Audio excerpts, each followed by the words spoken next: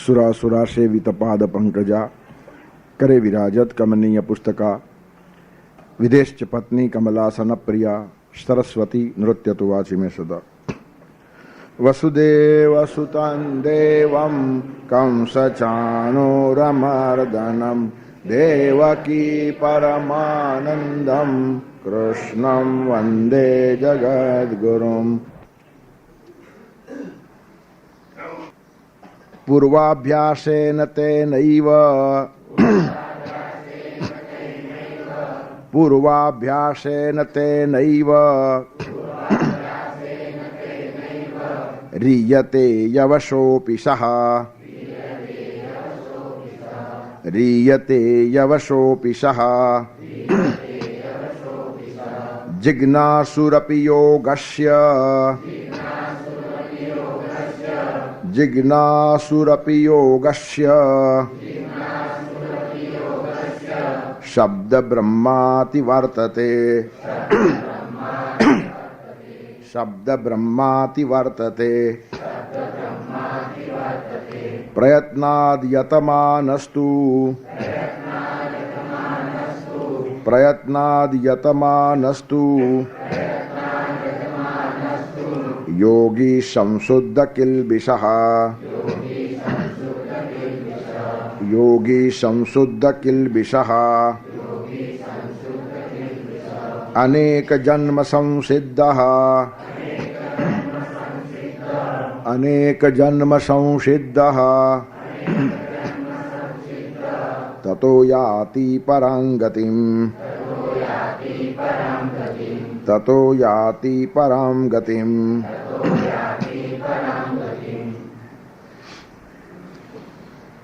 अर्जुने આપણા બધાના પ્રતિનિધિ તરીકે એક પ્રશ્ન ઊભો કર્યો છે, જે બધાનો જ પ્રશ્ન છે, કારણ કે માણસ સાધના કરી આગળ વધે અને વચ્ચે જ પ્રવાસ પૂરો થાય. સાધનામાં અનેક પ્રકારની અગવડો આવે, તેથી માણસ પહોંચી શકે નહીં, અને સમય ઓછો પડે તેથી માણસ પહોંચી શકે નહીં. જાત જાતના કારણ મીમાંસા આપણે કરી. અજ્ઞાનથી માણસ અટકી જાય, ભાવમંદતાથી અટકી જાય, આળસથી અટકી જાય, મિસગાઈડ થઈ જાય તો ખોટા રસ્તે ચડી જાય. જીવનમાં ઘણી બધી વાતો બને. જીવન કંઈ એક નાનકડી ઘટના નથી, અનંત ઘટનાઓનો સમુદાય છે. હજારો ઘટનાઓ જીવનમાં ઘટતી હોય અને એમાં કોઈને કોઈ કારણ બાધક બની જાય, અવરોધક બની જાય, અને લાઈફ સ્પાન પણ પરમાત્મા સુધી પહોંચવાને માટે ટૂંકો ગણી શકાય સામાન્ય માણસ માટે. જેની જમ્પ જબરજસ્ત છે તે એક જ જન્મમાં પણ જાય. આ બધા માર્ગો એવા છે, અતિશય સરળ પણ છે ને અતિશય કઠણ પણ છે. અતિશય કઠણ, લાખો જન્મારા સુધી ન પહોંચો આટલો ભગવાન દૂર છે, અને અડધી સેકન્ડે મળી જાય આટલો પાસે છે. લાખો જન્મારા પણ ન મળે આટલો દૂર છે, પણ આટલો બધો પાસે છે કે એનાથી પાસે બીજું કોઈ છે જ નહીં. અને પરિણામે જે સાધના કરવી પડે છે તે આ બધો અંતર કાપી નાખવાને માટે. સમજદારી સાચી જો ક્રિએટ થઈ જાય, પ્રકાશ થઈ જાય, તો અંધકારને દૂર થતાં વાર લાગતી નથી. 100 વર્ષનું અંધારું પણ લાઇટ ચાલુ થાય એટલે તે જ મિનિટે જાય. તેવી રીતની એક સાક્ષાત્કારની ઝલક પણ તે મફતમાં મળતી નથી, એના માટે પણ સાધના હોય છે. જેને તાત્કાલિક મળી જાય એવું આપણને લાગે છે, પણ તાત્કાલિક નથી હોતું. 8મે વર્ષે શંકરાચાર્યને વેદ આવડી ગયા એટલે કંઈ મફતમાં નથી મળ્યા. એ વેદો ભણીને જ આવેલા હતા અને હવે આગળ ચાલવાનું હતું. ત્યારે કહેવાનું તાત્પર્ય શું છે કે ઓચિંતું જેને મળી જાય છે તેની પણ બહુ મોટી જબરજસ્ત સાધના હોય છે. હવે આ સાધના કરતાં કરતાં આવેલો માણસ યોગા ચલિત માણસ ક્યાંક ચલિત થઈ જાય, ક્યાંક આડે રસ્તે ચડી જાય, ક્યાંક વચ્ચે જ જવાનું થઈ જાય, તો પછી એની હાલત શું થાય? કારણ કે આ મેળવવાને માટે ઘણું બધું છોડવાનું હોય છે. આ બધું છોડ્યું અને આ મળ્યું નહીં, આવી રીતની હાલત થાય. ઉભય વિભ્રષ્ટ, જેમ વાદળા વેરવિખેર થઈ જાય, છિન્ના બ્રહ્મ, એવી રીતનો માણસ વેરવિખેર થઈ જાય તો ભગવાન ખાતરી આપે છે કે નહીં થાય. અને એ ખાતરી પ્રત્યેક સાધક માટે બહુ મહત્વની છે. સાધના માર્ગેથી માણસ ચલિત થાય જ નહીં.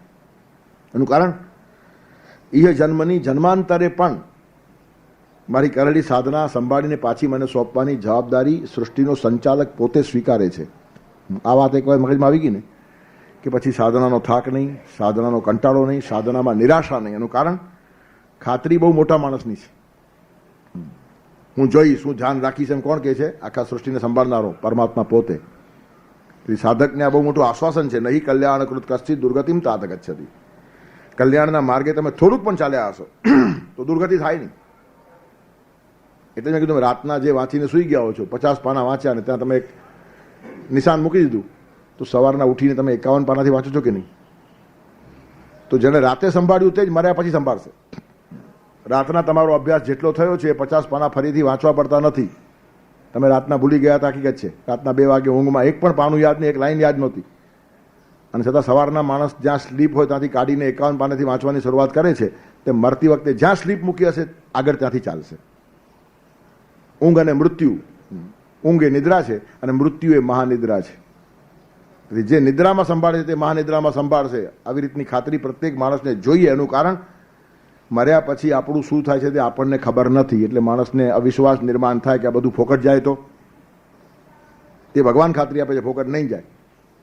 ઊંઘમાં તને શું થાય તને ખબર નથી, મને ખબર છે, અને સવારના તારો માલ તને પાછો આપું છું. મરણમાં પણ મને ખબર છે, તારો માલ તને પાછો આપીશ. જ્યાં સુધી તું આવ્યો હશે ત્યાં સુધીની સંભાળવાની જવાબદારી પરમાત્મા લે છે. તેથી હું કેમ પહોંચ્યો નહીં એનો મગજમાં ગભરાટ રાખવાનું કારણ નહીં. ના પહોંચો, હવે પહોંચશે, એમાં છે શું? 25-50 જન્મમાં રહે માણસ પહોંચે ને તો પણ તમારો દરેક જન્મનો વિકાસ ત્યાં સુધીનો તમને ઝડપથી આપવાની જવાબદારી પરમાત્મા સ્વીકારે છે. હવે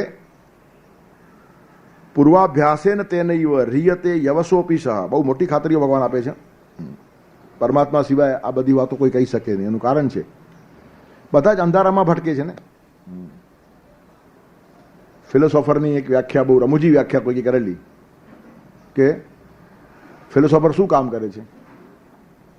તો કે અંધારા ઓરડામાં કાળી બિલાડીને શોધે છે કે જે બિલાડી ત્યાં છે જ નહીં. એક તો અંધારું, તેમાં પાછી બિલાડી કાળી હોય તો ક્યારેક હાથ ચડી જાય, પણ છે જ નહીં અને ગોત્યા કરે છે. બહુ સરસ છે, ભલે મજાકમાં કીધું છે, પણ મોટાભાગના માણસો અંધારામાં ફાંફા મારતા હોય છે. એનું કારણ પ્રકાશ પરમાત્મા સિવાય ક્યાંય છે જ નહીં. વાતો બધા જ કરી શકે, પ્રકાશ પરમાત્મા જ આપી શકે. વ્યાખ્યાન કોઈ પણ કરી શકે, જીવનને પરમાત્મા જ સ્પર્શી શકે. અને જો કોઈના જીવનને પરમાત્મા સ્પર્શ્યો હોય તો એની વાણી આપણને જરા વધારે સ્પર્શી જાય, આટલું જ. પણ ખરો વિકાસ પરમાત્મા આપણને સ્પર્શે ત્યારે જ થાય છે. એટલે કોઈ માણસ જગતમાં આવો દાવો ન કરી શકે કે હું કોઈને બદલાવી શકું છું. પરમાત્માની ઈચ્છા વગર કોઈ માણસ બદલતું નથી. અને પરમાત્માની ઈચ્છા બધા બદલે એવી જ છે, પણ એની ઈચ્છાને આપણા જીવનમાં આપણે કામ કરવા દેતા નથી. તે આપણી અગવડ છે. આપણે જરાક હટી જઈએ તો પરમાત્મા સ્પર્શવા જ તૈયાર છે. આલિંગન આપવાને માટે પરમાત્મા ઉભેલો છે. ત્યારે બાધક કોણ છે? આપણે પોતે જ છીએ. આપણો અહંકાર બાધક છે. હવે જ્યાં સુધી નહીં હટે ત્યાં સુધી ગમે તેટલો મોટો ગુરુ હશે આપણને બદલાવી શકતો નથી અને પરમાત્મા પાસે લઈ જઈ શકતો નથી. ભલે આપણે ગુરુ કૃપાની વાત કહીએ, જોઈએ એમાં આપણો અહંકાર પુષ્ટ ના થાય. ગુરુ કૃપાથી થયું એમ કહીએ એટલે માણસ નમ્ર રહે, નહીં તો અહંકાર બહુ બાધક છે. ત્યાં કૃપાવાળી વાત જે આવી છે ને તે અહંકાર ભૂસી નાખવા માટે આવી છે. પરમાત્માની કૃપા, ગુરુની કૃપા, વડીલોની કૃપા, સંતોની કૃપા, એ મગજમાં શા માટે ઠસાવ્યું છે કે તમારો અહંકાર નીકળી જાય, નહીં તો એ જ તમને નડશે. છેવટ સુધી આ જ વચ્ચે દિવાલ બનીને ઊભો રહે અને પરમાત્મા સાથે મિલન થવા જ ન દે. પણ અલ્ટિમેટલી માણસ પોતે જ અવરોધ હોય છે. અને બધી વાતો આ અધ્યાયમાં ભગવાને કરી છે. હવે આ સમિંગ અપ છેલ્લે બધું ચાલે છે. પરમાત્માએ કહ્યું છે ઉદ્ધરેદ આત્મન આત્માનમ, તારે જ વિકાસ કરવો પડશે. પણ વિકાસ કરતા કરતા અડધે વચ્ચે તું કંઈ ગયો અને અટક્યું હશે કામ, તો બાકીનું હું સાચવીશ. તારી કરેલી મહેનત ફોકટ ન જાય, તારી કરેલી સાધના ફોકટ ન જાય, તેની જવાબદારી હું સ્વીકારું છું. આ મોટામાં મોટું આશ્વાસન છે. કદાચ આડો અવડો માણસ ચાલ્યો બી જાય ને તો પણ પ્રકાશનું કિરણ આપવાની જવાબદારી મારી છે, એમ આજે કહે છે. પૂર્વાભ્યાસેન તેનૈવ રિયતે યવસોપિશ જિજ્ઞાસુરપી યોગસ્ય શબ્દ બ્રહ્માતિ વર્તતે. બહુ સરસ વાત કીધી છે. અવશ આપી, માણસ અવશ થઈ જાય, પરવશ થઈ જાય, વિષયો તરફ માણસ ખેંચાઈ જાય. પણ પૂર્વાભ્યાસ એનો પૂર્વનો અભ્યાસ એને ત્યાં પણ કામ લાગે. કોઈ સાધક, કોઈ થોડો ઊંચે ગયેલો માણસ, શુચિનામ શ્રીમતામ ગેહે યોગ ભ્રષ્ટો બી જાયતે, પવિત્ર શ્રીમંત માણસના ઘરે નિર્માણ થયાનું કારણ એને બીજી બધી તકલીફો ઘટી જાય. સાધના માટે એને પૂરો સમય મળી રહે એટલે દાળ રોટલામાં એનો સમય ન જાય તેની વ્યવસ્થા પણ ભગવાન કરી આપે. તમારું સાચવે તો ખરો જ, પણ હવે આગળ જવાની વ્યવસ્થા કરી આપે. હવે એ થયા પછી ત્યાંથી ઉલટાની પડી જવાની સંભાવનાઓ વધારે વધી જાય. સગવડ મળ્યા પછી સગવડ મને શા માટે મળી છે એનો વિચાર કરનારા માણસો બહુ ઓછા હોય છે. એટલે એ તો પતનનું સ્થાન ઉલટું વધારે નિર્માણ થયું. અને ત્યાંથી જો એ માણસ છટકે અને પાછો વિષયાભિલાષી થઈ જાય, પરમાત્માને ભૂલી જાય, તો પરમાત્મા કહે છે કે અવશ થઈને પાછો એ મારા તરફ ખેંચાઈ આવે છે. રીહતે એટલે ખેંચાઈ જાય, પરમાત્મા ખેંચે છે. પરમાત્માનું એક મોટું આકર્ષણ છે. પણ એ પૂર્વાભ્યાસ કર્યો હોય તો જ, નહીં તો નહીં. તેથી પૂર્વાભ્યાસે ને તેન એવ પૂર્વાભ્યાસે ને, એ જે એનો ગયા જન્મનો અભ્યાસ થયેલો છે જન્માંતરોનો, તેના કારણે અવશ હોય એવી રીતનો ક્યારેક ક્યારેક પાછો આ બાજુ ખેંચાય છે. તમે જો ઘણા ખોટા મારી ગયેલા માણસો છે ને, એને ક્યારેક ક્યારેક એમ થાય કે નહીં અહીંયા જવું જોઈએ. એનો અર્થ એ જૂનો અભ્યાસ એને ખેંચે છે. એ અભ્યાસ ન હોય તો માણસ ના ખેંચાય. તદ્દન બળદીઓ જોઈએ તો એને કંઈ ખબર લાભ પડતી નથી. પણ ઘણા માણસોને આવું થાય છે કે આપણે કરીએ છીએ તે ખોટું છે, કરવા જેવું આ છે. આપણે કરીએ છીએ તે ખોટું છે, કરવા જેવું આ છે. આ શું છે? આ કિરણ છે. તમારી જે સાધના છે તેની તમને ભગવાન પાછી યાદ અપાવે છે કે ચૂક્યા છો, ભૂલ્યા છો, પણ અહીંયા આવવા જેવું છે. તેથી રીયતે કેટલો બધો ઈશ્વર સાથ આપે છે જોવા જેવું છે. માણસ જ્યારે અભ્યાસ કરીને આવેલો હોય, સાધના કરીને આવેલો હોય ને એ માણસ આડો અવળો ગલી ગુચીમાં અટવાઈ જાય તો ભગવાનને પણ ગમતું નથી. તેથી વચ્ચે વચ્ચે જરાક પ્રકાશ ફેંકે, ધ્યાન રાખ તું ક્યાં જાય છે પાછો. તને આ બધી સગવડો આપી છે આગળ વધવાને માટે, અને તું પાછો ગટરમાં જાય છે. ગંગામાં નાહીને આવ્યો છે, હવે સાગર સ્નાન સુધી જવાનું છે, તો ત્યાં ક્યાં ઉતર્યો પાછો. તે જો બધા જ ખોટા માણસોના જીવનમાં પણ કંઈક ચમક આવતી હોય છે.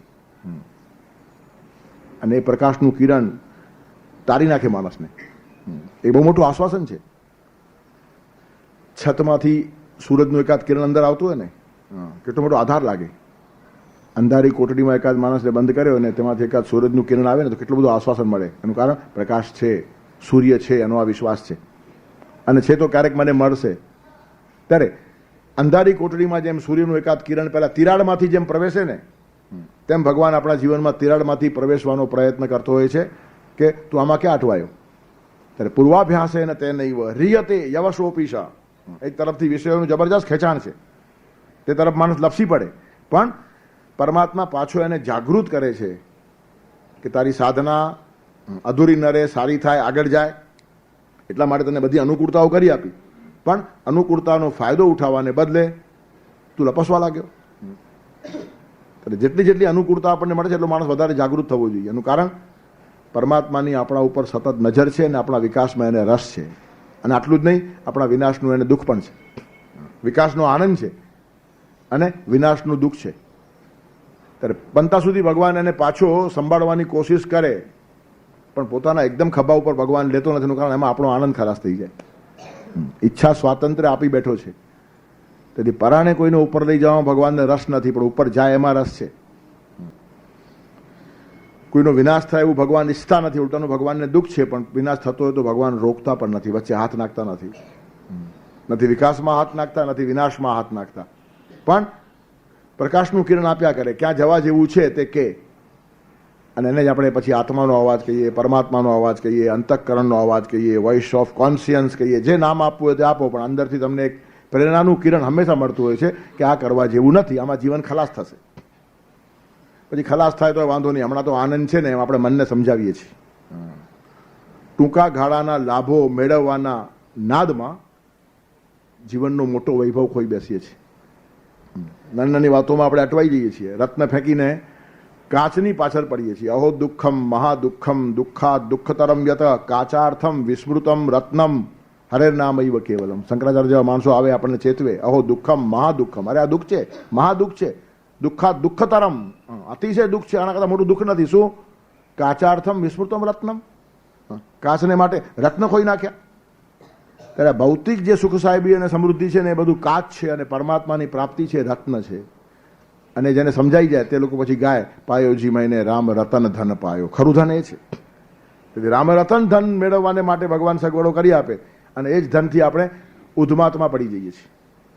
ત્યારે પૂર્વાભ્યાસે ને તે નૈવ રીયતે યવસોપી સ જિજ્ઞાસુરપી યોગસ્ય શબ્દ બ્રહ્માતિ વર્તતે. આ તો ખરેખર બહુ મહત્વના, અતિશય મહત્વના શ્લોકો છે. જેને જેને જીવનમાં સાધના કરવી છે ને એને તો આ બધા શ્લોકો પોતાની સામે, નજર સામે સતત રાખવા જોઈએ. કોઈ દિવસ નિરાશા નહીં આવે. આમ કેમ થાય છે એવું લાગશે જ નહીં. ક્રમ છે, બરાબર થાય છે, ભગવાનની નજર છે. હું સાચા માર્ગે છું ને હું કેમ હેરાન થાઉં છું ને ખોટા માણસો કેમ મોજ કરે, આ બધું ગણિત નીકળી જશે. એ ખોટા માર્ગે છે તો એ સાચું કરીને આવ્યો છે ને ખોટા માર્ગે વેડફે છે પોતાનું જીવન, દયા ખાવા જેવો માણસ છે. ખોટા માણસને વધારે સુખ વૈભવને સાહેબી મળતા હોય અને એ જો સાચા માર્ગે ન ચાલતો હોય તો એના પર ચીડા જવા જેવું નથી, દયા ખાવા જેવું છે કે ભગવાને સગવડો આપી છે સાધનાના પરિણામ રૂપે અને આ માણસ સાધનાને વેડફે છે. ભગવાન તો બંધાયેલો છે, જે નક્કી કરીને આવ્યો તો આપી દેવું પડે એને, પણ એનો મિસયુઝ કરનારો માણસ ખતમ થઈ જાય છે. ત્યારે કહેવાનું તાત્પર્ય શું છે કે જાગૃતિપૂર્વક માણસે જીવન જીવવું જોઈએ. ત્યારે સમાજની અંદર દર્શન કર્યા પછી મોટે ભાગે તમને આવું જોવા જ મળશે. ખોટા માણસો બહુ આગળ આવતા હોય, ખોટા માણસના બહુ વખાણ થતા હોય, ખોટા માણસને મોટી મોટી પદવીઓ મળતી હોય, ખોટા માણસ પાસે અબજો રૂપિયા હોય, પણ એનાથી કંઈ હિપતાઈ જવાનું કારણ નથી, અંજાઈ જવાનું કારણ નથી. એ પરમાત્માની નજર નીચે બધું થાય છે. પણ જન્માંતરની સાધનાને કારણે આ મળ્યા પછી સાચું કરવાને બદલે ખોટે માર્ગે જાય છે, એની પરમાત્માને પણ વ્યથા છે, આનંદ નથી. અબજપતિનો દીકરો સારા કામ કરે તો બાપને આનંદ થાય, દારૂ પીવો શું આનંદ થાય? તેથી સગવડો મળ્યા પછી વધારે સારા કામો કરવાને માટે આ સગવડો મળી છે એ જો માણસ ભૂલી જાય અને પતનના માર્ગે જાય તો પરમાત્માને પણ દુઃખ થાય. પણ સામાન્ય માણસની આટલી ગ્રાસ્પિંગ અને આટલી બુદ્ધિ ન હોય, તેથી એ પોતાની સાધનામાંથી હલી જાય કે શું છે આ બધું ખોટું કરીને મોજ કરે છે, ત્યારે આપણે કેવા મૂર્ખા છે, આમાં પડ્યા છે, આ જ કરવા જેવું છે, એમ કરતાં બીજા કેટલાયની સાધના છૂટી જાય. એટલે કહેવાનું તાત્પર્ય શું છે કે આપણે યોગ્ય રસ્તે છીએ, આપણા રસ્તા ઉપરનો જરા પણ વિશ્વાસ ડગવો ન જોઈએ. ગમે તેટલા ઊંડા ખીણમાં માણસ પડશે ને તો પણ ત્યાં પરમાત્મા ઊભો છે. સત્યના માર્ગે ચાલીને ગમે તેટલું નુકસાન સહન કરવાની મારી તૈયારી છે, ખોટા માર્ગે જઈને એક નવા પૈસાનો ફાયદો પણ મને જોઈતો નથી, આવું ગણિત પાકું થવું જોઈએ. એનું કારણ ખોટા માર્ગે જઈને મળેલો લાભ દીર્ઘજીવી હોતો જ નથી અને સાચા માર્ગે કરેલી સાધના કોઈ દિવસ અલ્પજીવી હોતી નથી. સાચા માર્ગે કરેલી નાનકડી સાધના પણ અલ્પજીવી નથી. એનું કારણ પરમાત્મા તમને જન્મ જન્માંતર સુધી એ પાછી આપશે એની ખાતરી આપે છે. તેથી કોઈ વખત જીવનમાં સચ્ચાઈનું પરિણામ તમને ન મળે તો નિરાશ થાવ નહીં, એના માટે આ શ્લોકો છે. અને મોટા ભાગે નિરાશા થવાની સંભાવના છે. હાલતા ચાલતા તમે માણસોને બોલતા સાંભળજો, શું દુનિયા છે, શું ભગવાનનો ન્યાય છે, ખોટા માણસો જ મોજ કરે છે, સાચા બિચારા હેરાન થાય છે. આ એક કોમન વાત છે, બધા જ બોલતા હોય છે. એનું કારણ પરમાત્માના હાર્દને સમજી શકતા નથી. ખોટા માણસો મોજ કરે છે નહીં, સાચા જ હતા અને બહુ પુણ્ય લઈને આવેલા પણ હવે ખોટા થઈ ગયા છે. ખોટા માણસો જે મોજ કરે છે તે આજની ખોટાઈને માટે નહીં, ગઈકાલની સચ્ચાઈને માટે. અને આજે ખોટા થઈને પોતાની આવતીકાલ બગાડે છે. મોજ તો તમે જે કરેલા છે કર્મો છે તેના આધાર પર મળે છે. કરેલું ભગવાન બધાને પાછું સોંપે છે અને એટલું પૂરું કરવાની જવાબદારી ભગવાનની હોય, પણ માણસ ઘણીવાર હચમચી જાય. એક વર્ષો પહેલા એક નાનકડી વાત સાંભળેલી. ભગવાન અને નારદ કઈ નીચે નીકળ્યા હશે પૃથ્વી ઉપર ફરવાને માટે. બેસતા વર્ષનો દિવસ એક મોટા મકાનમાં ગયા, મને વેશ પરિવર્તન કર્યું અને તો લોકો છોડે નહીં પાછા. ત્યારે બ્રાહ્મણના રૂપમાં ભગવાન પેલા વેપારી પાસે જાય ને કંઈ માગે છે. વેપારી ચીડાઈ ગયો કે આવા નવા બાવાઓ સાધુઓ હાલી મળ્યા છે, નવા વર્ષનો દિવસ, સવારનો ટાઈમ, બોણીનો સમય, આખું વર્ષ ખરાબ જશે. આ બધા બુંદિયાળ લોકો સવારના કોઈ આપવા આવવું જોઈએ, માગવા આવે છે, શરમ નથી આવતી. આખો વેપાર આખા વર્ષનો ખરાબ કરી નાખ્યો. સવાર બગડે તો આખો દિવસ બગડે અને નવું વર્ષ બગડે તો આખું વર્ષ બગડે. એમ કહીને ભગવાનને એકદમ ધક્કો માર્યો. ભગવાન ધૂળમાં જઈને પડ્યા. નારદને બહુ ચીડ આવી, એકદમ ચીડાઈ ગયા. નારદ, ભગવાન સમજે શું છે આ માણસ? તમને રાત મારી આ માણસે? તો કે નારદ, તે તો આજે જોયું છે, પણ મોટા ભાગે પૈસાવાળા મને રાત જ મારતા હોય છે. હું જેને ખૂબ આપું છું ને તે લોકોનું મગજ ઠેકાણે દેતું નથી અને પડે છે એનું મને દુઃખ છે. પછી ભગવાને આમ હાથ કર્યો. નારદને એમ થયું કે હમણાં સત્યાનાશ કરશે, આખી બિલ્ડિંગ પાડી નાખશે આ માણસની. ભગવાનને લાત મારે છે. પણ ભગવાન ઉલટાનું આમ કીધું કે એની પાસે જેટલો વૈભવ છે ને, કરોડો રૂપિયા, તે એક જ વર્ષમાં ડબલ થઈ જાય. નારદને એમ થયું ભગવાન જો આવું કરતા હોય તો લાત કોણ ન મારે? લાત મારવાથી જો પૈસા ડબલ થતા હોય તો લાત જ મારવી જોઈએ ને, નકામ શું કામ હેરાન થવાનું? એટલે ભગવાનને પૂછાય કેમ. પછી ફરતા ફરતા એક જંગલમાં ગયા. વાર્તા કરતા મને જેનું રહસ્ય છે તે કહેવાનું છે, એટલે વાર્તા ટૂંકમાં બધાને ખબર જ હશે વાર્તા તો. એક ભક્ત હતો, તેમણે ભગવાન અને નારદનું સ્વાગત કર્યું. બેસાડ્યા. મારા આંગણે પવિત્ર માણસો ક્યાંથી બેસતા વર્ષે મારું તો આખું વરસ સુધરી ગયું. આવો આવો બેસો. પછી ઉભા રહો, હમણાં હું દૂધ લઈ આવું છું. મારી ગાય છે ને કામધેનુ જેવી છે. જ્યારે પણ આચરને હાથ લગાડો દૂધ વહેવા જ લાગે છે. તરત દોઈ આવ્યો, મને દૂધ પાયું. પછી કે હવે સીધું લઈ આવું બજારમાંથી, જમ્યા વગર જવાય જ નહીં. સીધું લાવ્યો, બેને જમાડ્યા. જમ્યા પછી કે આરામ કરો, સુવાડ્યા. પછી જવા લાગ્યો, જવાય જ નહીં. જ્યાં સુધી રાતવાસો ન કરે ત્યાં સુધી મહેમાન મહેમાન જ ન કહેવાય. ખરો મહેમાન રાતવાસો કરે. વરસાદ પણ જો રાતે પડે તો ટકે, દિવસે આવે એનો ભરોસો નહીં. પહેલો વરસાદ રાતને આવવો જોઈએ, તો એને રાતવાસો કર્યો એમ કહેવાય. ત્યારે રાતના રહો તો જ તમે રહ્યા કહેવાઓ. રહ્યા બંને જણા, પણ તું તારી ઝૂંપડી આવડી અમથી છે, એક બે માણસો માંડ સુવે તો શું કરશે? તમારે સુવાનું, મારે ક્યાં સુવાનું? મહેમાન ઘરે હોય તો મારે તો તમારી સેવા કરવાની. તે આખી રાત પગ દાબતો બેઠો. સવારના પાછો ઉઠ્યો, ઉભા રહો, હમણાં દૂધ લઈ આવું. મારી ગાય કામધેનુ જેવી છે, જોઈએ તારે દૂધ આપશે. પાછું લાવીને દૂધ પાયું. પછી કહેવાય જમીને જાઓ, હમણાં સીધું લઈ આવું છું. ભગવાન નારદને કહે છે આની પાસેથી આપણે ભાગવું પડશે, તો છોડશે જ નહીં. જમીને જાઓ, નાસ્તો કરીને જાઓ, સૂઈને જાઓ, પાછા જમીને જાઓ, પાછો આરામ કરો. આ ચાલ્યા જ કરે, એનું કારણ રોકી જ રાખવા હોય. એ ગયો ગામમાં સીધું લેવાના. અહીંયા નારદ અને ભગવાન આલોપ થઈ ગયા. દૂર જઈને ભગવાને આમ ઝૂંપડી ઉપર હાથ કર્યો. નારદને એમ થયું કે હમણાં સોનાની સુદામ પૂરી. તેના બદલે ભગવાન કહે છે કે એની ગાય મરી જાય. નારદને આશ્ચર્ય લાગ્યું. નારદથી આ સહન જ થયું નહીં. કારણ કે ભગવાન હવે તો હદ થાય છે. તમે પહેલાં બદમાશ માણસને વૈભવ ડબલ કરી આપ્યો તો હું કંઈ બોલ્યો નહીં, ચાલો ઠીક છે, ભોગવશે એના કારણ. પણ આવો સાત્વિક માણસ, આવો સંત, એની ગાય મારી નાખી. કંઈ ન્યાયભાઈ છે કે નહીં દુનિયામાં? ત્યારે ભગવાને બહુ સરસ જવાબ આપ્યો કે પેલો માણસ છે ને, એના નસીબમાં ચોક્કસ વૈભવ મળે એટલું લખાણ છે. હવે એ વૈભવ એને એક વર્ષમાં આપી દઈશ એટલે પછી તરત બીજે વર્ષે એ ભિખારી છે. પણ એનો હિસાબ તો મારે કરવો જ પડે. હવે એ હિસાબ કરવામાં, એટલા પૈસા મેળવવામાં જો 25 વર્ષ જાય તો 25 વર્ષ માણસે આનંદથી રહે. ત્યારે એક સાથે એને આપી દે એટલે જાન છૂટી. ફૂગો ફૂટવાનો હોય ત્યારે એક છેલ્લી ફૂગ પણ પછી પૂરતી હોય. અમુક હદ સુધી ફૂગો સહન કરે, પછી ફૂગ ન મરાય. પણ છોકરાઓ મારે, બાપા હજી એક ફૂંક, બાપા હવે રવા દે, બહુ થઈ ગઈ. ના પણ હવે એક, પણ એ છેલ્લી ફૂંક એટલી ભયંકર હોય પછી ફૂગો ફૂટી જાય. તેમ ભગવાન મેં પહેલા વેપારીને એક મોટી ફૂંક મારી દીધી કે એક વર્ષમાં બમણા, એટલે હવે પછી ફૂગો ફૂટવાનો. ત્યારે ભગવાન શું કરે છે ને આપણને ધ્યાનમાં ના આવે. ખોટા માણસને આટલા બધા પૈસા કેમ મળ્યા? એનું કારણ હવે એને ફૂગો ફૂટવાનો છે. એનો હિસાબ તો પૂરો કરવો જ પડે. એનું કારણ આગળની વસ્તુ હું આપું છું એમ ભગવાન બંધાઈ ગયા છે. ત્યારે જેને જેને જેટલું કર્યું એને એટલું આપી દેવાનું. હવે એનો હિસાબ ચૂક્યો થયો તો ઠીક છે, ભગવાન એ વાત તો ધ્યાનમાં આવી. પણ આ બિચારાનું શું વાંક હતો? આની ગાય મારી નાખી. તો કે એની અને મારી વચ્ચે બહુ અંતર ઓછું હતું, હવે એકદમ મારી પાસે આવવાનો છે. એમાં વચ્ચે આ ગાય નડતી હતી. તે બરાબર ધ્યાન રાખ્યું હોય ને તો વારંવાર એ બોલતો હતો મારી ગાય કામધેનુ જેવી છે, જ્યારે કહું ત્યારે દૂધ આપે. મારી ગાય કામધેનુ છે, જ્યાં સુધી માગીએ ત્યારે દૂધ આપે. એટલે આ ગાય વચ્ચે એને આવ્યા કરતી હતી અને આસક્તિ નડે છે. હવે ગાય ગઈ, એક બે દિવસ રડશે પણ સીધો મારા તરફ આવશે. ત્યારે કઈ વસ્તુ અવરોધ છે ને આપણને ખબર ના પડે. જેના ઉપર આપણું મન લાગી ગયું તે જ અવરોધ હોય. હવે છીનવાઈ જાય ત્યારે આપણને અવરોધ લાગે. અવરોધ નથી. ભગવાન પોતાની પાસે લેવા માટે આવી કંઈક રમતો કરતા હોય છે. તેથી ભગવાન કરે તે સારું એમ સમજીને ચાલવું એ જ સાધકના હિતમાં છે. ઈશ્વરના વિરુદ્ધ ફરિયાદ નહીં. તું તો વસે સંગ મારી સદા, વિશ્વ બનાવ્યું તે વાહ ભાઈ વાહ. પ્રત્યેક માણસમાં ઇન્ડિવિજ્યુઅલી ભગવાનને રસ છે. તમે કુટુંબના 5 માણસોમાં પણ પૂરો રસ લઈ શકતા નથી, અને ભગવાન અબજો માણસના જીવનમાં નહીં, જન્માંતરોમાં રસ લે છે. એક એક માણસની સાધના ક્યાં સુધી આવી તેને ધ્યાન રાખીને પાછી પહોંચાડવાની, અને જન્માંતરો સુધી કયા પ્રકારનું કોમ્પ્યુટર હશે વિચાર તો કરો. આપણે નાનકડા કોમ્પ્યુટર ઉપર ખુશ થઈએ છીએ, ખરેખર કમાલ છે બુદ્ધિની. પણ આ તો કેટલી મોટી વ્યવસ્થા છે. 84 લાખ યોનિઓ, અને દરેક યોનિમાં અબજો જીવો, અને તે પાછા બધાના જન્મારાઓ.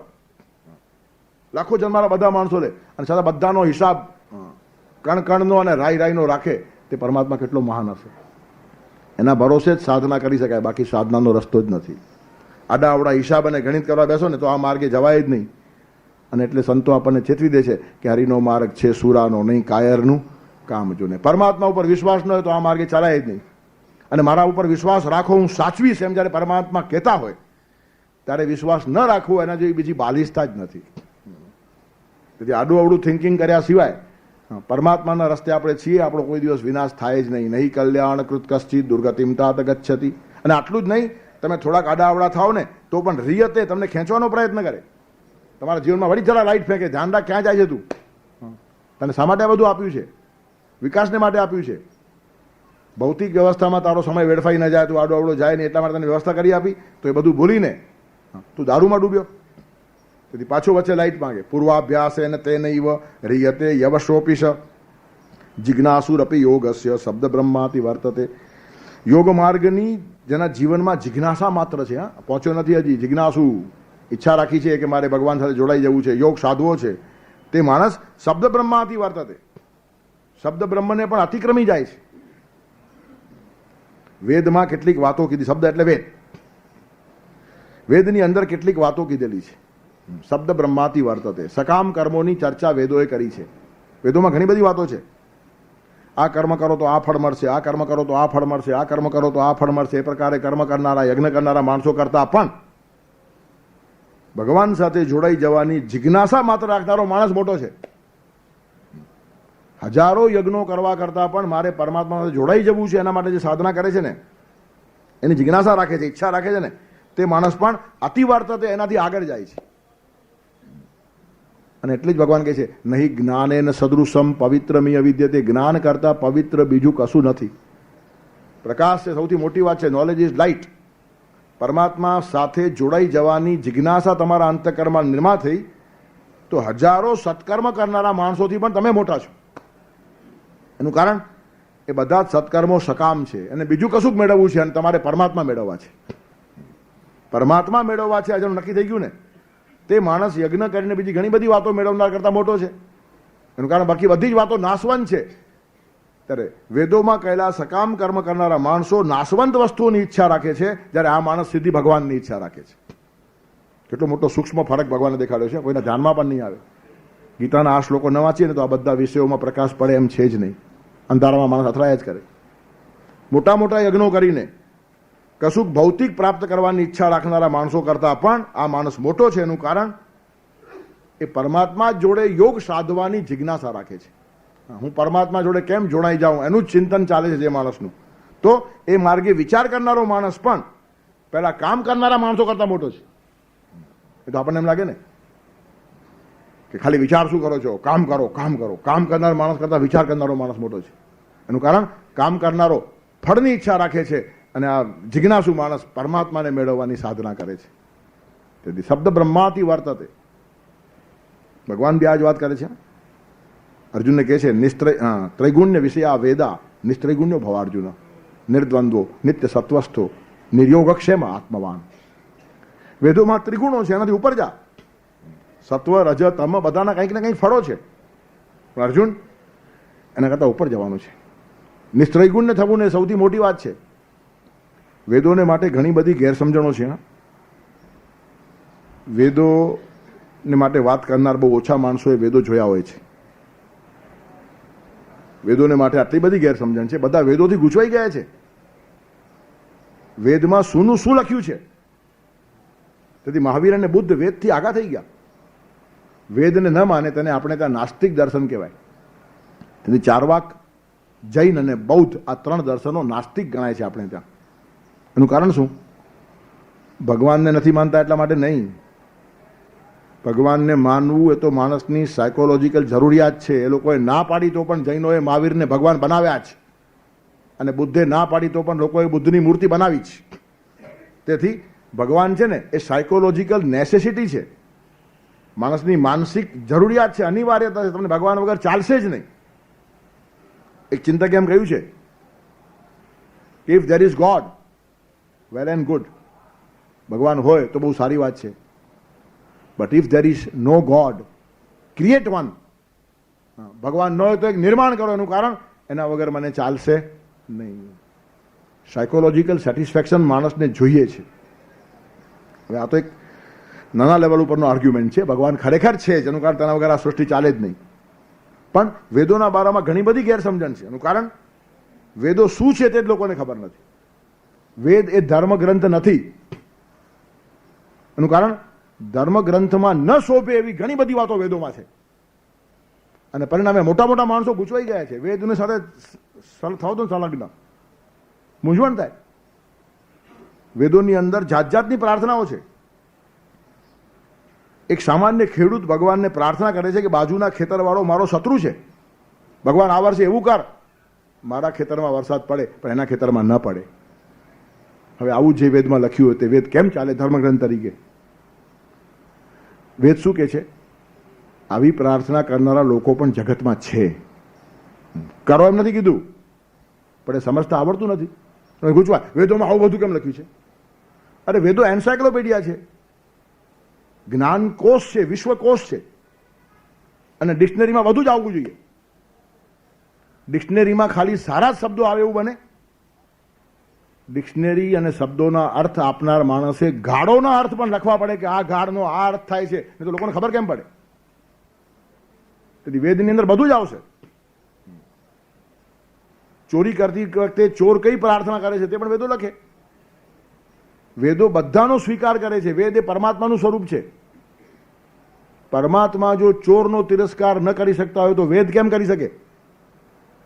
તેથી જગતમાં જેટલા પ્રકારના માણસો છે બધાને જો ભગવાન સ્વીકારતા હોય તો વેદ બધાને સ્વીકારે છે.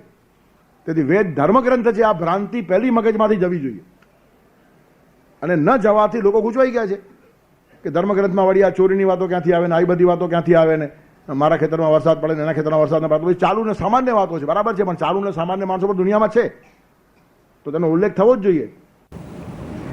કામના શબ્દો પણ ડિક્શનરીમાં આવે ને નકામા શબ્દો પણ આવે. તમને કામના નથી પણ કોઈકને કામના છે તો પછી ડિક્શનરીમાં સારા શબ્દો લખો બસ. પછી શા માટે હલકા શબ્દો શું કામ લખવાના? આવી ચર્ચા આસ્થાની છે. તમે ડિક્શનરી બનાવો છો તો બધા જ શબ્દો એમાં આવવા જોઈએ. ત્યારે કહેવાનું તાત્પર્ય શું છે? વ્યભિચાર જેવો શબ્દ ડિક્શનરીમાં હોવો જ નહીં જોઈએ, લખવો જ પડે. એની જોડણી પણ શુદ્ધ થવી જોઈએ. વ્યભિચારમાં ભી દીર્ઘ ન કરાય, રસ્વ જ કરવો જોઈએ એમ ડિક્શનરી વાળાએ કહેવું જ પડે. નહીં પણ હવે જેમાં વ્યભિચાર શબ્દ છે એ ચોપડી વંચાય કેમ? તો પણ ખાડામાં. વ્યભિચાર કરવાનું નથી કીધેલું, વ્યભિચારની જોડણી શું થાય તે કીધેલું છે. અને કરનારા માણસો છે તો ફલાણા ફલાણાએ વ્યભિચારનું પાપ કર્યું છે એમ તમે લખશો કેમ જો વ્યભિચાર શબ્દ જ ન શીખ્યા હશો તો?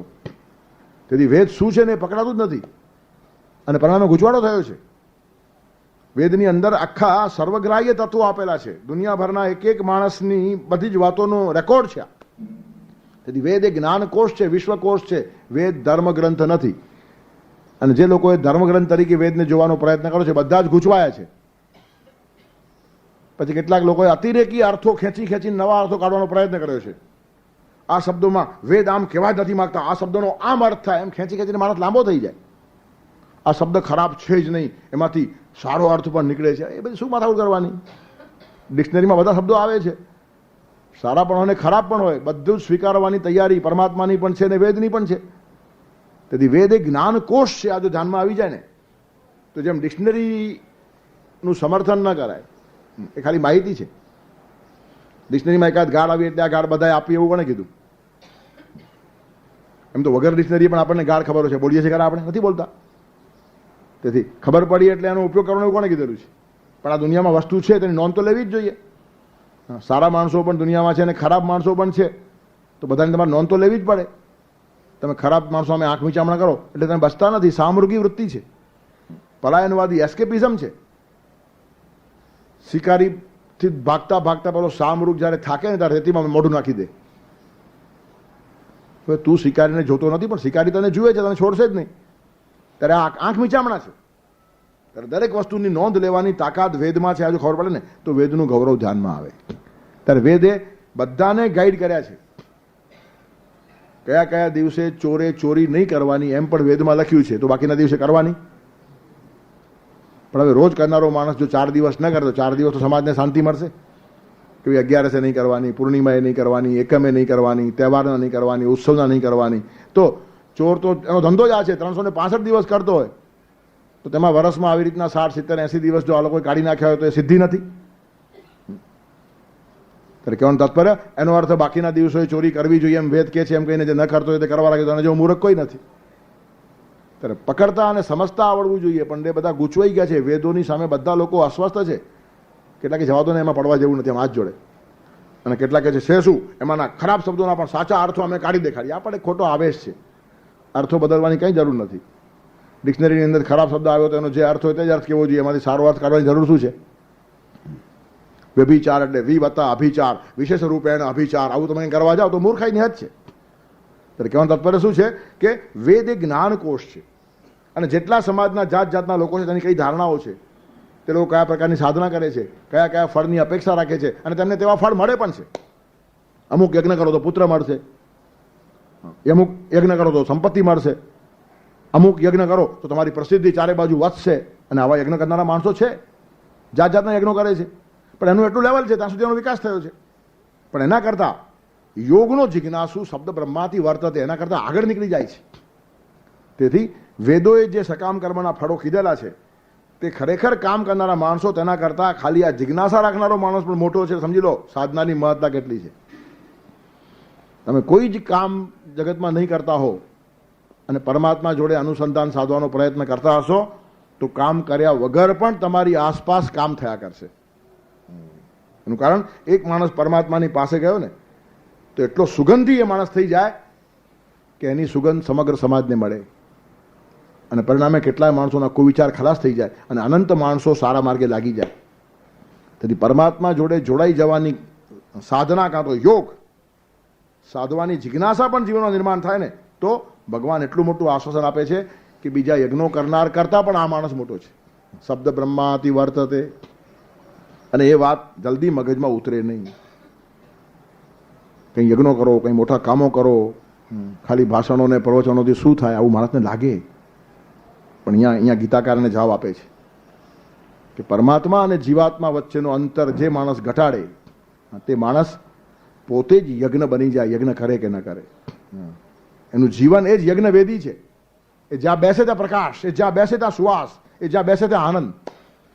અને આવા માણસો તો કરોડોમાં એકાદ મળશે, પણ તે ઓળખવાની ક્ષમતા હોય ને એનું કારણ આપણને ગુલાબના ફૂલની પણ સુગંધ માંડ સૂંઘતા આવડે છે તો શ્રેષ્ઠ જીવનની સુગંધ ક્યાંથી આવે? એનું કારણ નાક જ છીંકણીથી ભરાઈ ગયું છે. નાકમાં જે છીંકણી સૂંઘતો હોય ને પછી સુગંધ નથી આવતી. મીઠાઈવાળા એમ કહે છે કે અમને કોઈ મીઠાઈની સુગંધ ખબર જ ન પડે, એનું કારણ આખો દિવસ આ જ નાકમાં ચાલતું હોય. ત્યારે આપણું નાક જ ખરાબ થઈ ગયું છે, અને તેથી આવા શ્રેષ્ઠ લોકોની સુગંધ આપણને ખબર ના પડે, અને પરિણામે આપણે અસ્તવ્યસ્ત બોલતા હોઈએ. પણ આ માણસ સૌથી મોટો છે. બીજા માણસો યજ્ઞ કરે છે, આ પોતે જ યજ્ઞ પુરુષ છે. તેથી જિજ્ઞાસુરપી યોગસ્ય, યોગ માર્ગે ભગવાન સાથે જોડાઈ જવાના માર્ગે જે માણસ જિજ્ઞાસા પેદા કરે છે, ખાલી હજી પહોંચ્યો નથી, ખાલી જિજ્ઞાસા રાખે તે માણસ પણ વૈદિક યજ્ઞો કરનારને અતિક્રમી જાય તો જેને આ યોગ સાધ્યો હશે માણસ કેટલો મોટો હશે. ખાલી ઈચ્છા કરો તમે કે મારે પરમાત્મા તરફ જવું છે તો પણ તમે આ બધા લોકો કરતાં મોટા છો, તો ખરેખર જે પહોંચી ગયો હશે એની તો વાત શું કરવાની, એમ ભગવાન કહે છે. ખાલી ઈચ્છા માત્રથી તમે આટલા ઉપર જાઓ છો. એક વખત સમાજને ખબર પડવા દો કે ભગવાન સિવાય કશામાં આ માણસને રસ નથી, સમાજ તમારા તરફ ગૌરવ અને આદરથી જોવા લાગે છે. તમે કશું કર્યું નથી પણ સમાજ પાસેથી મને કશું જોઈતું નથી, કોઈ સકામ કર્મ નથી, કોઈ ફાયદો ઉઠાવવાની ઈચ્છા નથી. આવી રીતનો ઈશ્વરી સાધન બનીને માણસ કામ કરવા લાગ્યો તો એનું એટલું ગૌરવ વધે. તો જે માણસ ભગવાન જોડે જોડાઈ જાય તેની કેટલી કિંમત હશે, કલ્પના તો કરો. 83 માંડવા જેવી છે. સામાન્ય તમે એ માર્ગે ચાલવા લાગ્યા છો ને તો પણ ગૌરવ છે. અને એના પ્રતીક તરીકે જૂના કાળમાં કોઈ પણ માણસ યાત્રા કરવા જાય ને તો બધા એના ઘરે નમસ્કાર કરવા આવતા હતા. નાળિયેર આપે, આ આપે, તે આપે, નમસ્કાર કરે, ચાંદલો કરે, એની પૂજા કરે. એનું કારણ ભગવાન તરફ જવા લાગ્યો. હજી કાશી પહોંચ્યો નથી, મોડુનથી નીકળવાનો હવે છે, તેના પહેલાં પૂજા શરૂ થઈ ગઈ. આ એક સંકેત છે, પ્રતીક છે. પરમાત્મા તરફ તમારું મોઢું થયું કે સમાજને તમારા માટે એક ભાવ થાય કે નહીં હવે ભગવાન તરફ ચાલ્યો આ માણસ, તો તમે જરા 2 પગલાં ભરો ને તમારી આટલી પૂજા થાય તો જે માણસ ભગવાનના ખોળે બેસી ગયો છે એની શું વાત કરવાની? ત્યારે જિજ્ઞાસુ માત્ર જવાની ઈચ્છા થઈ છે, તમારું પૂજન થયું. શા માટે? તમે યાત્રા કરવા જવાના છો. હજી જવાના છો, ગયા જ નથી, ટિકિટ બુક કરાવી છે. અને લોકો તરત નાળિયેર આપે ને ચાંદલા કરે ને નમસ્કાર કરે, નાના છોકરાઓ હોય તો આશીર્વાદ માગે, મોટા વડીલો હોય તો આશીર્વાદ આપી જાય. આ બધું શા માટે થયું? ખાલી કાશી જવાનો, બીજે કાંઈ ગયો નથી. અને કાશી ગયો કે નાસી ગયો પછી ખબર પડશે. પણ તેટલામાં પણ લોકોને આટલો ભાવ ઊભો થાય છે તો આ તો સાધનાનો માર્ગ છે. જિજ્ઞાસુરપી યોગસ્ય, પરમાત્મા તરફ જવાની ઈચ્છા જિજ્ઞાસા માત્ર નિર્માણ થઈ તો શબ્દ બ્રહ્માતિ વર્તતે. ત્યારે વેદની અંદર સકામ યજ્ઞો કીધેલા છે અને એ પ્રકારના માણસો છે તે વેદને હલકા નહીં ગણો. કોઈ એન્સાયક્લોપીડિયા હલકો હોતું નથી, કોઈ ડિક્શનરી ખરાબ હોતી નથી, દુનિયાભરની બધી જ વાતો એમાં હોય છે. સુગંધીમાં સુગંધી વાતો પણ ડિક્શનરીમાં હોય અને દુર્ગંધી વાતો પણ હોય, ત્યારે વેદને વિશ્વકોશ, જ્ઞાનકોશ, ડિક્શનરી રૂપે જોવાની ક્ષમતા હોવી જોઈએ. પણ આપણે થાપ ક્યાં ખાઈએ છીએ? ધર્મગ્રંથ માની લઈએ છીએ અને પછી ગીતા, બાઇબલ, કુરાન જોડે એની તુલના કરીએ છીએ. ગીતા, બાઇબલ, કુરાન એ બધા ધર્મગ્રંથો છે, એમાં નકામી વાતો નહીં જોવા મળે. ત્યારે વેદમાં દુનિયાભરની બધી વાતો જોવા મળશે અને એ જ વેદનું વૈશિષ્ટ્ય છે અને જ્ઞાનકોશનું એ જ ગૌરવ છે. ખાલી સારા જ શબ્દો લખીને ડિક્શનરી બનતી નથી. અમુક ચોક્કસ પ્રકારના બસ સુગંધી શબ્દો જ લખો, કોઈ એલ્ફેલ વાત ડિક્શનરીમાં જોઈએ જ નહીં તો ડિક્શનરી કહેવાય જ નહીં. ડિક્શનરી લખીએ એટલે તમારે બધા શબ્દો એમાં લખવા પડે. તેવી રીતનું જ્ઞાનકોશ થયો, એન્સાયક્લોપીડિયા થયો એટલે એને આખા શબ્દોનો ઇતિહાસ હજારો વર્ષનો બધો એમાં સંકલિત હોય અને સતત એમાં ઉમેરાતું પણ જાય. વેદો કોઈ દિવસ પૂરા થતા જ નથી. વેદો સતત રચાતા જ જાય છે. જેમ જેમ જેમ જેમ જ્ઞાન વધતું જાય ને તેમ તેમ એમાં ઉમેરાતું જાય. તેથી કંઈ એક માણસ કાન પર કલમ રાખીને 2-5 વર્ષમાં વેદ લખી નાખે આવું નથી. ઋષયે મંત્ર સે દ્રષ્ટાર નતું કરતા રહા. હજારો વર્ષથી વેદો રચાયા છે. જેને જેને સ્ફૂર્યું છે અને પોતાનો અહંકાર જેને કાઢી નાખ્યો અને એ જ્ઞાન સમુદાય ભેગો થયો તેનું નામ છે વેદ. જેમ લોક સાહિત્યનો કરતા મળે નહીં, બધા જ ગીતો ગવાતા હોય ને પછી એ લોકોના થઈ જાય, તેમ બધું જ જ્ઞાન લોકોનું થઈ જાય. તેથી વેદમાં કોઈ ઋષિનું નામ નહીં, વેદનો કોઈ લેખક નહીં, બધું ઉમેરાતું જાય. અને જ્યાં ઉમેરાવાની છૂટ છે ત્યાં અધુરાશ રહેતી નથી. પૃથ્વી સપાટ છે, ગોળ નથી અને સૂર્ય ફરે છે. આ બાઇબલમાં લખેલી વાત આજે પણ એ લોકોને નડે છે. એનું કારણ નવો ઉમેરો કરી શકતા નથી. ત્યારે વેદો ખુલ્લા છે. વિજ્ઞાન અને જ્ઞાન જેટલું વધશે તેટલું ઉમેરો અને વેદ બનાવો, એને કોણ ના પાડે છે? જેટલો જેટલો વિકાસ થાય તેમ તેમ એની અંદર ઉમેરો થાય છે. સૃષ્ટિના સંચાલકને બધી જ પહેલેથી ખબર છે, પણ આપણને જેમ જેમ ખબર પડે તેમ ઉમેરો થાય. તે જ્ઞાનમાં ઉમેરો નથી, આપણી સમજણમાં ઉમેરો છે અને આપણી સમજણ સામે વેદને વાંધો નથી. તેથી વેદો બહુ મર્મવાદ છે અને વેદોને સમજવામાં મોટા ભાગના લોકો નિષ્ફળ ગયા છે. વેદોનો વિરોધ કરનારા પણ અને સમર્થન કરનારા પણ. વેદોનું સમર્થન કરનારા માણસો ખેંચી ખેંચીને આડા આવડા અર્થ કાઢે છે. એનું કારણ આવા શબ્દો વેદમાં ક્યાંથી આવે, એનો તો આ અર્થ કંઈ જરૂર નથી. એકવાર ડિક્શનરી છે એમ નક્કી કરો, પછી તમને કંઈ અગવડ નહીં થાય. તેથી વેદ એ વિશ્વકોશ છે, વેદ એ જ્ઞાન છે. મારી મછલીને કોઈ શબ્દોના ઊંધા આવડા અર્થ કરવાની એમાં બિલકુલ જરૂર નથી. આનો આવો અર્થ થાય જ નહીં. શા માટે? થવા દો ને, કંઈ વાંધો નથી. વેદને માન્ય છે. તેથી વેદોની અંદર બધી જ વાતો આવે છે અને સકામ કર્મો કરીને કયા કયા ફળ મળશે તે વેદમાં લખેલું છે. આ યજ્ઞ કરો તમને દીકરો થશે. અંધશ્રદ્ધા લાગે, વહેમ લાગે, ચમત્કાર લાગે, આવું બધું વેદમાં લખ્યું છે. વિકાસની વાત વેદમાં હોવી જોઈએ. ગીતામાં આવું નહીં આવે. જોકે કોઈ આવું કર્યું પણ છે. ગીતાનો પણ મહાત્મ્ય લખ્યું છે. અમુક અધ્યાય વાંચો તો છોકરો થાય ને, અમુક અધ્યાય વાંચો તો સંપત્તિ મળે ને. હવે ગીતા કહે છે નિષ્કામ કર્મયોગ, એમાં સકામતા જોડી દીધી. પણ ગીતા ધર્મ ગ્રંથ છે. એમાં ભગવાન તમને ક્યાંય 18 અધ્યાયમાં નહીં કે કયા શ્લોક વાંચવાથી દીકરા થાય. 700 શ્લોકમાં એક પણ શ્લોક કાઢી બતાવો. કયો શ્લોક વાંચવાથી માણસ શ્રીમંત થાય, કયો શ્લોક વાંચવાથી માણસ પ્રસિદ્ધ થાય, કોઈ વાત ગીતામાં આવશે જ નહીં. સાધના કર, ઉદ્ધરે આત્મનાત્માના, આગળ જા, રસ્તો દેખાડશે, બીજી વાત જ નહીં. પણ આ બધા ધર્મગ્રંથો છે અને વેદ છે ને વિશ્વકોશ છે. તેથી વિશ્વકોશ અને ધર્મગ્રંથ એ બે વચ્ચેનો ફરક ખબર પડે તો આપણા ધ્યાનમાં આવે કે વેદોમાં બધા લખાણો શા માટે છે. એક વાત વેદની અંદર લખેલી છે. એનું કારણ બધા જ પ્રકારના માણસો જગતમાં છે અને દરેકને એના લેવલથી આગળ લઈ જવાનો. ત્યારે પહેલાં એના ભૂમિકા ઉપર સંતોષ આપવો જોઈએ. છોકરો થાય એટલા માટે પણ યજ્ઞ તો કરે છે ને. આજે છોકરા માટે યજ્ઞ કરશે તો એ જ માણસ આવતીકાલે વિકાસ માટે કરશે. આજે ચોકલેટ માટે સ્કૂલમાં જશે તો આવતીકાલે ભણવા માટે પણ જશે. પણ એનો અર્થ BA અને MA સુધી ચોકલેટ જ ખાયા કરવી એવું નહીં થવું જોઈએ. બાલ મંદિરમાં દાખલ કરાય ત્યારે એમ જ કહેવાય ત્યાં નાસ્તો મળશે, ત્યાં ચોકલેટ મળશે, ત્યાં રમકડા મળશે. એમ ના કહેવાય કે ત્યાં ભણવાનું મળશે. પણ 1-2 વર્ષ જાય એટલે સમજી જાય કે શા માટે જવાનું. ચોકલેટ તો ઠીક છે, બાનું હતું, પણ મૂળ તો ભણવાનું છે. પણ પછી MA ના ક્લાસમાં પડે છોકરો, ચોકલેટ આપો તો જ આવું એમ કહેતો. એના જેવો બાલિશ કોઈ નહીં. તેથી મેચ્યોરિટી ધીરે ધીરે આવવી જોઈએ. પણ બાલ મંદિરના છોકરાને ચોકલેટ પણ આપવી પડે. ત્યારે વેદો બધાનું ધ્યાન રાખે છે. તેથી આવી ચોકલેટ પણ આપી છે કે આ યજ્ઞકાર છોકરો થશે, આ યજ્ઞકાર પૈસો મળશે, આ યજ્ઞકાર તારી પ્રસિદ્ધિ વધશે. તો માણસો કરે અને પછી ધીરે ધીરે ખબર પડે કે ચોકલેટ કરતાં પણ બીજી મજા જુદી છે. તો એ વળી જશે આસ્તે આસ્તે. ત્યારે બધાને જેને વાળવા છે ને તેને આ પ્રયત્ન કરવો પડે છે ને આપણે બી ઘરમાં કરીએ છીએ. છોકરાને ચોકલેટ આપીને બાળ મંદિરમાં મોકલાવો છો કે નહીં? ચોકલેટ એને ભણવાને શું સંબંધ છે? કાંઈ સંબંધ નથી. પણ ચોકલેટ આપનારા મા બાપ ખોટા નથી. એનું કારણ ભણાવવામાં રસ છે અને ચોકલેટથી જાય છે તો જવા દો. તેમ યજ્ઞો કરીને કંઈક મળે છે એમ સમજીને પણ સારા માર્ગે વળશે ને તો ક્યારેક ને ક્યારેક પ્રકાશ પડશે. ત્યારે આ બધા કર્મો કરનાર માણસો કરતાં પણ જે માણસ ભગવાન સાથે જોડાઈ જવાની ઈચ્છા રાખીને પ્રવાસ આદરે છે, જિજ્ઞાસુ માત્ર છે, તે પણ શબ્દ બ્રહ્માથી વર્તતે, એના કરતાં આગળ જાય છે. કેટલી મોટી વાત છે આ તો, બહુ જબરદસ્ત વાત ભગવાને કરી નાખી છે. નહીં તો યજ્ઞો કરનારા, તમાશા કરનારા માણસો આપણને મોટા લાગે, અને એકાદ ખૂણામાં ઝૂંપડીમાં બેસીને ભગવાન પાસે પહોંચવાનો પ્રયત્ન કરનારો માણસ આપણને બહુ સામાન્ય નાનકડો લાગે. સૌથી મોટો એ છે ઓન ધ કોન્ટ્રરી. બીજા બધા ભૌતિક ફાયદાઓ માટે દોડધામ કરે છે, અને આને પરમાત્મા સિવાય કશામાં રસ નથી. તેથી ભગવાન જેને જોઈએ છે એ માણસ સૌથી મોટો. મકાન જોઈએ, મોટર જોઈએ, ફેક્ટરી જોઈએ, ગાડી જોઈએ, છોકરા જોઈએ, પ્રસિદ્ધિ જોઈએ, આ જોઈએ વાળા માણસો કરતા ભગવાન જોઈએ માણસ મોટો નહીં. પ્રસિદ્ધિ લોકો આપે છે, આવતીકાલે ખેંચી પણ લે, પૈસો પણ આવે અને જાય, પણ પરમાત્મા આવે પણ નહીં ને જાય પણ નહીં. હવે એને જે માણસ મેળવી લે તેના જેવો મોટો કોણ? અને એ વાત ભગવાન કહે છે, જિજ્ઞાસુરપી યોગસ્ય, મારી સાથે જોડાઈ જવાની જિજ્ઞાસા પણ રાખશે ને તે માણસ પણ આ મોટા મોટા યજ્ઞો કરનાર કરતા મોટો છે. જિજ્ઞાસુરપી યોગસ્ય શબ્દ બ્રહ્માથી વર્તતે. ત્યારે આ શ્લોકની અંદર ભગવાને બે વાતો કીધી. એક તો એ માણસ જો ભટકી જાય તો પ્રકાશનું કિરણ મોકલાવું છું અને મારા તરફ ખેંચવાનો પ્રયત્ન કરજો. રિયતે, અવાજ થઈને એ માણસ ખેંચાઈ જાય, વિષય તરફ પણ ખેંચાઈ જાય, અને પરમાત્મા કિરણ દેખાડે અને કિરણ ઝીલી લે તો એ કિરણથી પાછો પરમાત્મા તરફ વળી પણ જાય. તિરાડમાંથી આવતું કિરણ ગાઈડલાઈન આપી શકે તેમ પરમાત્માના પ્રકાશના કિરણો જીવનમાં આવતા હોય છે. હવે ન ઝીલીએ તો આપણું દુર્ભાગ્ય છે, પણ પરમાત્મા ત્યાં સુધી પ્રયત્ન કરે છે. તમારી સાધના મુજબનો વિકાસ તમને પાછો બીજા જન્મમાં સોંપે નહીં.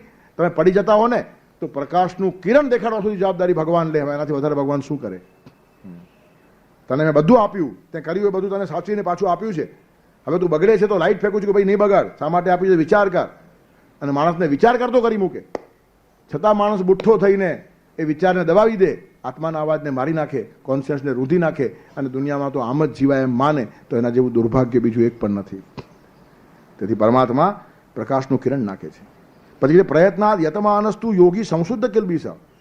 પ્રયત્નપૂર્વક જે માણસ યત્ન કરે, સાધના કરે છે, તે યોગી સંશુદ્ધ કિલ્બિષ. કિલ્બિષ એટલે પાપ, જેના બધા જ પાપો ધોવાઈ ગયા છે. અનેક જન્મ સંસિદ્ધ તતો યાતિ પરામગતિ. અનેક જન્મોથી આમ સિદ્ધિઓ પ્રાપ્ત કરતો કરતો એ માણસ સંસિદ્ધ થાય અને તતો યાતિ પરામગતિ, પછી પરાગતિને પામે. જન્મારાઓ લાગે. અનેક એટલે એક કરતા વધારે, એક અને અનેક એટલે બે માં પણ થાય, 1200 પણ થાય, 12,000 પણ થાય, અને 12 લાખ પણ થાય. અનેકનો અર્થ ગભરાઈ ન જાઓ, એક નહીં એટલે અનેક. ત્યારે એક કરતા વધારે. બહુ નામ જન્મ નામ એમાં ગભરાઈ જવાનું કારણ નથી. બહુ એટલે શું? એક વચન, દ્વિવચન ને બહુવચન. એક વચનમાં 1 આવે, દ્વિવચનમાં 2 આવે, અને બહુવચનમાં 3 થી શરૂ કરીને 3 કરોડ પણ આવે. ત્યારે બહુવચન એટલે 3 માં પણ થઈ જાય. 3 જન્મે માણસ આગળ જાય. એક જન્મે સાધના કરે, બીજા જન્મે સૂચિ શ્રીમાન થાય, સગવડ મળે, ભગવાનની જિજ્ઞાસા રાખે, તો પરાગતિને પામતા વાર લાગે નહીં. ત્યારે અનેક જન્મ સંસિદ્ધિમાં 1 કરતા વધારે એટલે 2, અને બહુનામમાં બહુ તો 3. 2-3 જન્મારામાં માણસ પરમાત્મા જોડે જોડાઈ જાય. આટલી બધી શક્યતાઓ ખુલ્લી છે. આપણા હાથની વાત છે કેટલા સ્પીડી જવું. આપણે આડાવડા ડાયવર્ટ થઈને ગલી ગુચીમાં ફસાઈએ તો ભગવાન શું કરે? બાકી રાજમાર્ગ છે સીધો. 2 જન્મમાં પણ જઈ શકાય, 3 જન્મમાં પણ જઈ શકાય, અને 2-3 જન્મારા કરતા થઈ પણ ગયા તો આ જન્મારે પણ જઈ શકાય. એનું કારણ આપણા કેટલા જન્મ થયા તે આપણને ખબર નથી, ભગવાનને ખબર છે. તેથી અનેકથી મૂંઝાઈ નહીં જવાનું. અનેક પતિ પણ ગયા હોય, બહુનાન થઈ પણ ગયા હોય, અને આ જ જન્મ ઠેઠ પરમાત્માથી મેળવી આપે એ પણ શક્ય છે. ઘણી વાર આ જ્યોતિષીઓ કુંડલી જોઈને કહે છે આ તમારો છેલ્લો જન્મ છે. હવે હોય કે ન હોય, પણ આવી રીતનું કુંડલીમાંથી પણ કાઢે છે લોકો. This is your last birth, આના કરતાં આગળ તમને જન્મ નથી આવે. ત્યારે કહેવાનું તાત્પર્ય શું છે? એનું કારણ આગળ થઈ ગયા. તેથી અનેક હવે થવાના છે એમ નહીં માનો, ને બહુનામ હવે થવાના છે એમ પણ ના માનો. થઈ ગઈને પણ તમે આવ્યા હશો, શક્ય છે. ત્યારે અનેક જન્મ સંસિદ્ધ તતો યાતિ પરામગતિમ, ત્યાંથી આગળ પછી એ પરાગતિ સુધી જાય છે. પણ જેના બધા પાપ ધોવાઈ ગયા, સંશુદ્ધ કિલ્બિષ, અનેક જન્મથી જે માણસ સિદ્ધ થયો છે તે પરાગતિને પામે, તો ત્યાં પછી પ્રયત્નાદ યતમાનસ્તુ શા માટે લખ્યું પાછું? અહીંયા જરા વિચાર કરવા જો. આ એક પહેલો જ ફ્રેશ છે શરૂઆતનો. પ્રયત્નાદ યતમાનસ્તુ, પ્રયત્નપૂર્વક જે સાધના કરે છે. બધા પાપ ધોવાઈ ગયા પછી સાધના કઈ હોય? સંશુદ્ધ કિલ્બિષ, બધા પાપ ધોવાઈ ગયા, અને અનેક જન્મોથી સાધના કરતો કરતો આવ્યો છે. તો પછી હવે સાધનાની જરૂર શું? નહીં, જરૂર છે. એનું કારણ પતનના માર્ગો પણ હંમેશા ખુલ્લા હોય છે.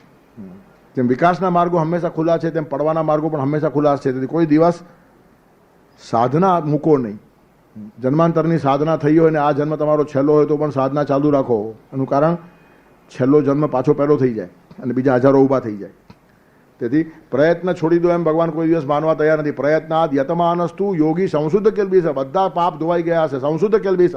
આવો માણસ હોય, અનેક જન્મોની સાધના કરતો હોય તો પણ પરાગતિને પામતી વખતે યત્ન કરતો જ જાય. એનું કારણ છે અહંકાર છૂટી ગયો એમ માનીએ છીએ, છૂટેલો હોતો નથી. ભૌતિક વાતોનો રજોગુણી કે તમોગુણી અહંકાર અતિશય સ્થૂળ હોય છે, તરત ધ્યાનમાં આવે, પણ સાધકનો અહંકાર સૂક્ષ્મ હોય છે, ખબર જ પડે નહીં. મોટો કાંટો પગમાં વાગે તરત નીકળે, નાનો કાંટો ખબર પડતી નથી. અને એટલે સાધના જરૂરી છે. જેટલી જેટલી જીવનની ઊંચાઈ વધે ને એટલી સાધનાની સૂક્ષ્મતા વધે. નાનો કાંટો ખરેખર ખબર નહીં પડે.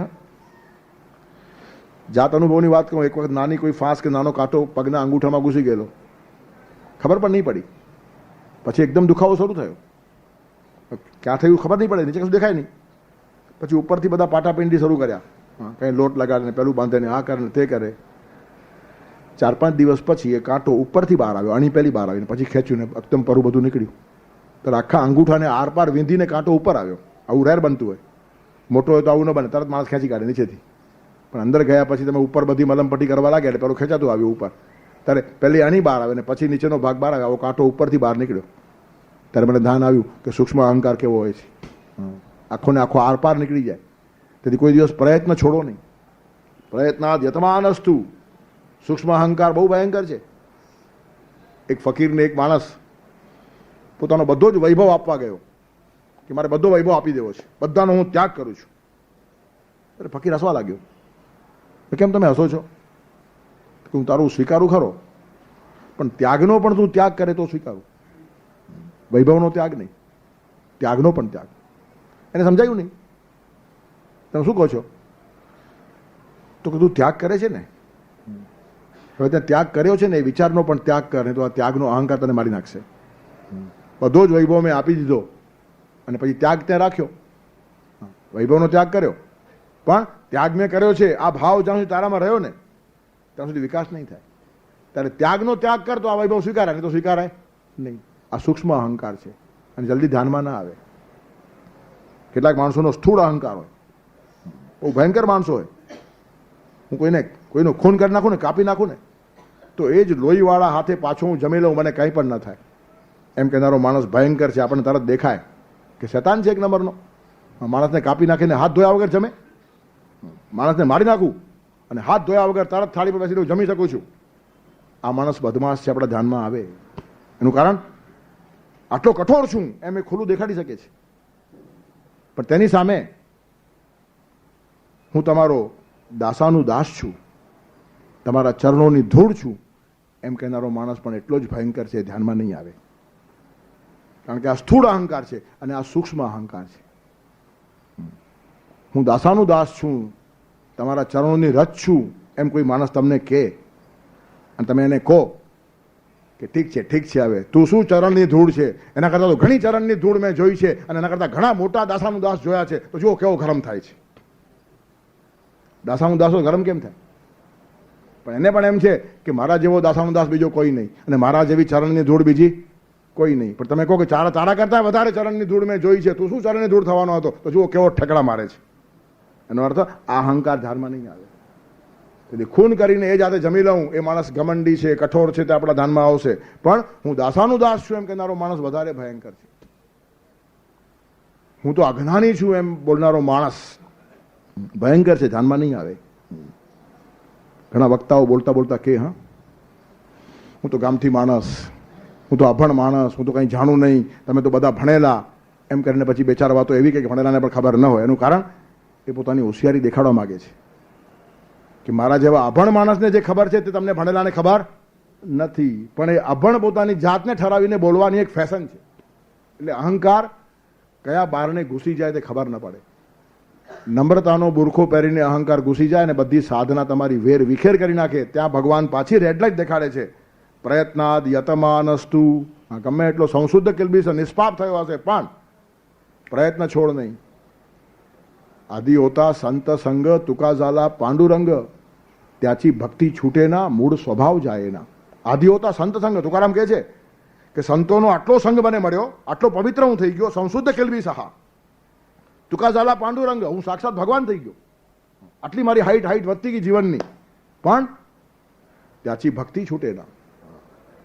હું પરમાત્મા જેવો પણ થઈ ગયો તો પણ મારી ભક્તિ છૂટે નહીં, મૂળ સ્વભાવ જાય ના. આટલી ભક્તિ સ્વભાવ થવી જોઈએ. એનું કારણ ગમે ત્યાંથી પડવાના રસ્તા ખુલ્લા છે. ત્યારે સૂક્ષ્મ અહંકાર વધારે બાધક છે સ્થૂળ અહંકાર કરતા. મોટો કાંટો તરત દેખાય, માણસ કાઢી નાખે, નાનો કાંટો તમને વધારે પજવે, આખો પગ તમારો સોજી જાય. ત્યારે આ સૂક્ષ્મ અહંકાર છે ને નમ્રતાનો અહંકાર. મુરુણમાં મારા જેવો મોટો કોઈ નહીં એમ કોઈ માણસ બોલે તરત અહંકારી છે એમ લાગે, પણ મારા જેવો નમ્ર માણસ મુરુણમાં એકે નથી, એ માણસ એટલો જ અહંકારી છે. એનું કારણ એમાં નમ્રતાનો અહંકાર છે, પેલામાં મોટાઈનો અહંકાર છે. ત્યારે બધા જ અહંકારથી બચવાનું છે ને, સાધના સિવાય બચાય નહીં. ત્યારે પ્રયત્નાદ યતમાનસ્તુ યોગી સંસિદ્ધ કિલ્બિષા અનેક જન્મ સંસિદ્ધ તતો યાતિ પરામ ગતિમ. ત્યાર પછીના અંતિમ 2 શ્લોકોનું ચિંતન આપણે આવતા રવિવારે કરશું.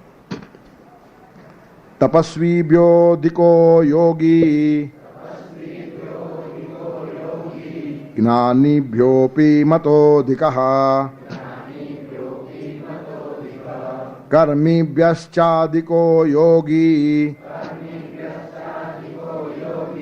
તસ્માદ યોગી ભવાર્જુન. યોગિનામપિ સર્વેષાં મદ્ગતેનંતરાત્મના શ્રદ્ધાવાન ભજતે યો મામ